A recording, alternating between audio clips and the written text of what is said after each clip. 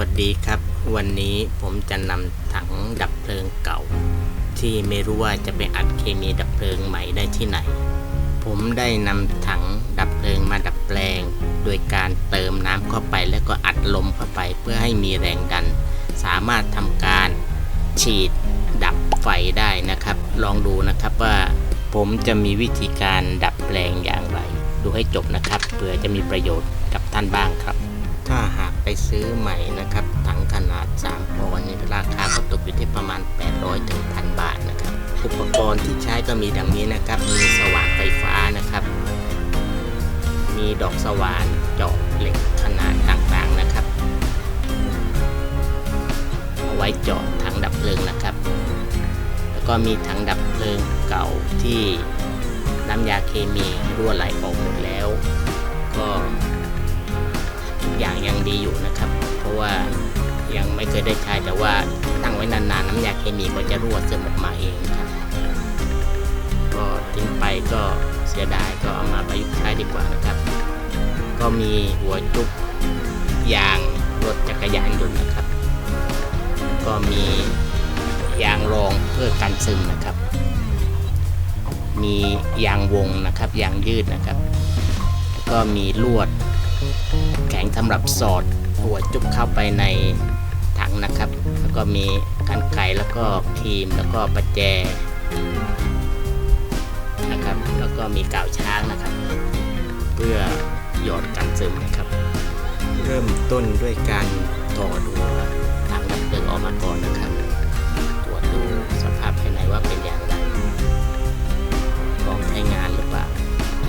ถ้าพร้อมใช้งานก็ใส่เข้าไปใหม่แล้วก็มาร์กตำแหน่งที่จะเจาะหัวจุกไว้บนๆหน่อยนะครับ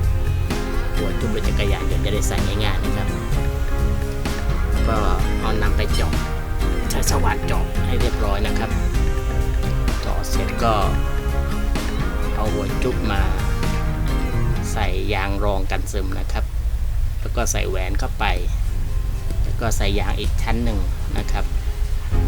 แล้วก็นำหัวจุกไปผูกกับลวดแข็งนะครับเพื่อสอดเข้าไปในถังดับเพลิงนะครับแล้วก็ดึงเข้ามาก็หลังจากหัวจุกไปอยู่ในถังเรียบร้อยแล้วก็เอาแหวนใส่เข้าไปนะครับแล้วก็นำยางเส้นหรือยางวงผูกระหว่างแหวนกับถังนะครับแล้วก็เอาน็อตขันให้แน่นนะครับยางเส้นจะช่วยให้ไม่ให้มีการระหว่างถังกับหัวจุกนะครับหลังจากนั้นนำหัวถังดับเพลิงมาพันเกลียวด้วยเทปพันเกลียวเพื่อไม่ให้มีรอยรั่วซึมระหว่างหัวถังดับเพลิงกับถังนะครับแล้วก็ขันกลับเข้าไปให้แน่นเลยนะครับหลังจากนั้นก็นำที่สูบลมมาสูบลมเข้าไปในถังนะครับปกติถังดับเพลิงเนี่ยจะรับความดันได้ที่185 psi แต่ว่าเราไม่สามารถสูบได้ขนาดนั้นนะครับแรงสูบก็คงมีแค่ประมาณ75 psi นะครับก็น่าจะพอแล้วนะครับแล้วก็เช็ครอยรั่วนะครับว่ามีรอยรั่วไหม